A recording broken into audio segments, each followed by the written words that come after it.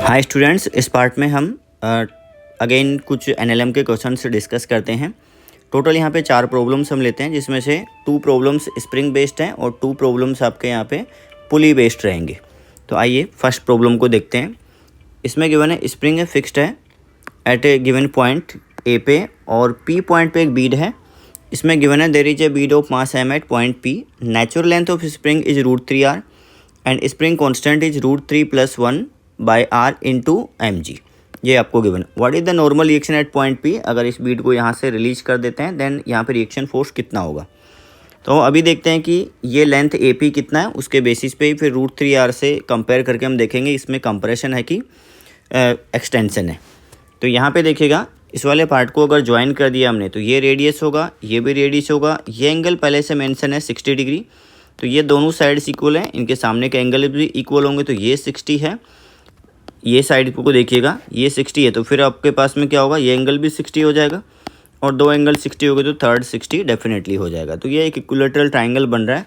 That means ये वाली जो लेंथ होगी ए पी वो भी इस लेंथ के इक्वल होगी, रेडियस के इक्वल। देखो ये वाला एंगल 60 गिवन था, तो अभी इसका लेंथ ए पी कितना है r, जबकि यहाँ पे अगर ओरिजिनल लेंथ देखें तो कितना था √3r। दैट मीन्स इसमें एक्सटेंशन कितना हो गया √3 - 1 इंटू आर। तो स्प्रिंग फोर्स कितना हो जाएगा K is √3+1 into M G by R, ये रहा। And X is √3 - 1 into R. So R से आर कैंसिल हो जाएगा। √3+1 √3 - 1 ये कितना हो जाएगा 3 - 1 और M G A plus B A minus B A square minus B square 2mg। बस अब यहाँ पे आ जाइएगा पॉइंट पी पे और देखते हैं कि फोर्सेज किस डायरेक्शन में काम कर रहे हैं। इसमें देखो ये एंगल तो मेंशन अपने को कितना है, ये एंगल की वैल्यू 60 डिग्री मेंशन है। यहाँ पे ये एंगल भी कितना है 60, ये कितना होगा 90। तो ये बीच में जो एंगल बचा है वो कितना है, ये वाला एंगल है 30 डिग्री यहाँ पे।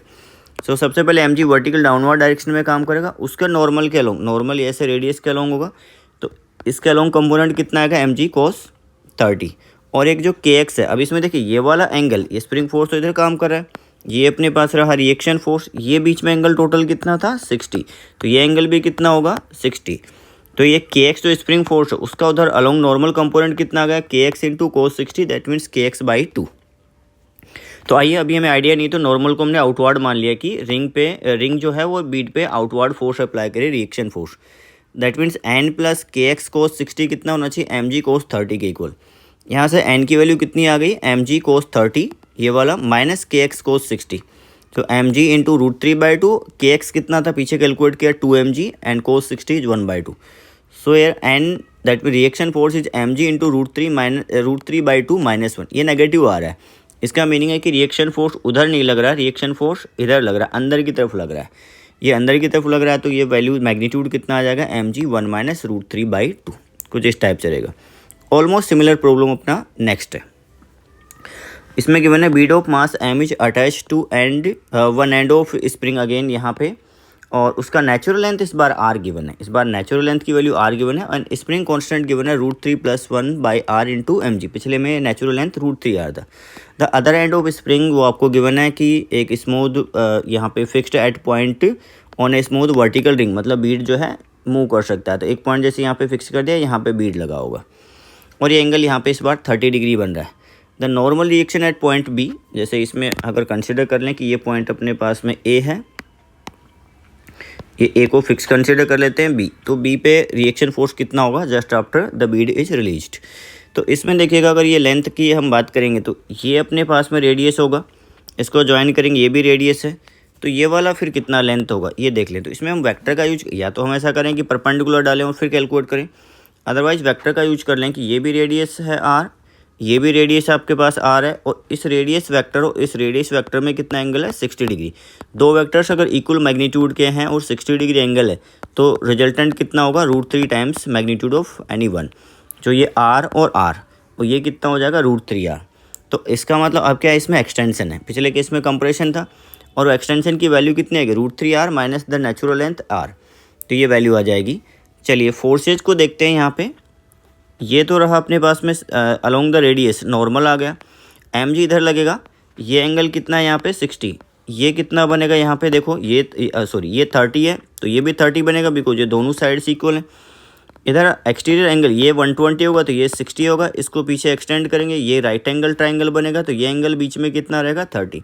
सो एम जी का इधर कंपोनेंट अगेन कितना आएगा एम जी कोस 30, और ये एंगल अपने पास 30 पहले से ही है तो इस के एक्स का भी इधर कंपोनेंट आ जाएगा के एक्स कोस 30, और रिएक्शन फिर डेफिनेटली अब आउटवर्ड लगेगा। So M G into cos 30 component of M G, K X cos 30 component of K X, ये √3 M G by 2, K X is √3 + 1 into M G by R, and इसमें compression कितना निकला था, ये length √3 R है और natural length कितना given था आर, तो ये कितना हो गया √3 - 1 इंटू आर, और कोस 30 आपका √3/2। इससे कैलकुलेट किया तो ये वैल्यू कितनी आ जाएगी, देखिए √3 mg/2 एंड √3 mg, ये 2√3 हो जाएगा 3√3 mg/2, कुछ ऐसा बना। तो ये अपने पास में स्प्रिंग से रिलेटेड दो प्रॉब्लम्स हमने डिस्कस की। नेक्स्ट देखिएगा, उसमें है पुली। यहाँ पे ऐसा गिवन है कि एक टेबल गिवन है, प्रॉब्लम को समझिएगा, और दो पुली गिवन है P1 और P2, ये फिक्स है, और एक और पुली यहाँ पे है P0, ये मूवेबल है, स्मूथ रिंग हम टेबल कंसिडर करें। 2 ब्लॉक्स हैं with let's say A and B with masses 1 kg and 3 kg respectively. Pulley P0 is lying on smooth table, और पुली का मास यहाँ पे मेंशन है 2 kg। तो इसमें जैसे ही ये ब्लॉक्स मान लीजिए रिलीज करेंगे तो 3 kg वाला ब्लॉक डाउनवर्ड आएगा, टेंशन स्ट्रिंग के अंदर नॉन जीरो रहेगा, ये इधर से भी पुल करेगा इधर से भी पुल करेगा, और ये स्मूथ सरफेस पे अगर रखा हुआ है तो ये पुली आगे मूव करेगा। तो हमने कंसिडर किया कि चलिए पुली का जो एक्सेलेरेशन है वो है A0, इसका एक्सेलेरेशन कंसिडर किया ग्राउंड के रेस्पेक्ट में A1, इसका एक्सेलेरेशन कंसिडर किया A2, बिकॉज पुली भी चल रही है अब। तो इस केस में ये अपने पास में जैसे ब्लॉक्स, एक तो अगर पुली रेस्ट में होती तब तो हम ऐसा बोलते कि ये A एक्सेलेरेशन से नीचे आएगा तो A ऊपर जाएगा, लेकिन अब ये भी चल रही है तो हमारा जो एक्सेलेरेशन अब ऐसा नहीं होगा, इसका भी कंट्रीब्यूशन आएगा यहाँ पे। तो चलिए हमने यहाँ पे अप्लाई कर दिया डायरेक्ट कि A0, A1 और A2 सब ग्राउंड के रेस्पेक्ट में मान लिए।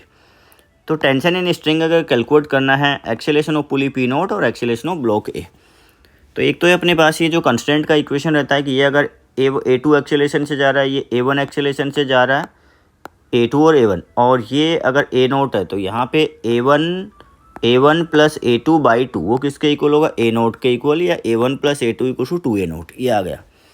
फिर पुली के लिए इक्वेशन बनाया T + T, 2T = 2T = 2 × A0, मास उसका 2 kg है, तो 2T = 2 × A0 या T = A0, एक इक्वेशन ये बन गया। आइए ब्लॉक A के लिए अगर बात करते हैं तो इसका एक्सेलेरेशन डाउनवर्ड कंसिडर किया है, तो ये 1 × G - T = 1 × A, तो 1 × G - T = 1 × A, mg - T = ma, तो G - T = A1, ये आ गया।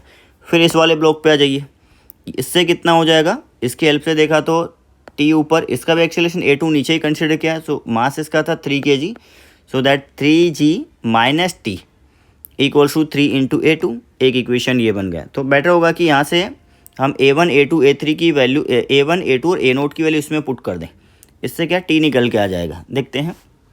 तो यही शायद किया मैंने यहाँ पे इक्वेशंस की हेल्प से। जैसे वहाँ से A1 को क्या पुट कर सकता हूँ G - T, A2 को क्या पुट कर सकता हूँ 3G - T/3, और A0 को T के इक्वल पुट कर सकता हूँ, तो ये T के इक्वल, ठीक है, वो 2A0 था वहाँ पे तो वो 2T हो गया। इसको जब सोल्व किया तो ये कितना हुआ G - T, इसको डिवाइड किया तो G - T/3 और 2T, ये कितना हो गया G and G 2G, ये T 2T 3T/T/3, ये 2G = 10T/3, ये कैंसिल हो जाएगा, G 6 आ गया, तो यहाँ पे T की वैल्यू आ गई है 6 न्यूटन। T 6 आ गया तो A0 तो डायरेक्ट इसके इक्वल था, यहाँ से ये आ गया A0 की वैल्यू कितनी आ जाएगी 6, फिर ये 10 - 6 = A1, ये 4 आ जाएगा, और इसी वे में इसको कैलकुलेट कर लेंगे तो सभी वैल्यू जो अपने पास में निकल के आ जाएंगी।